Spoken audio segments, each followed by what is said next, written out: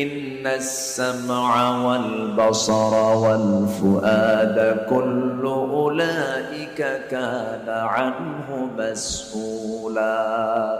জোরে বলুন আল্লাহু আকবার।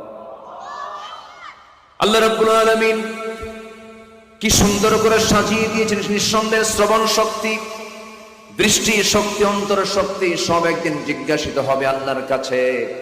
আল্লাহ রাব্বুল আলামিন আরেক জায়গায় বলছেন, ইন্না খালাকনাল ইনসানা মিন নুতফাতিন আমশাজ নাবতালিহি ফাজআলনাহু সামিআন বাসীরা। জোরে বলুন আল্লাহু আকবার।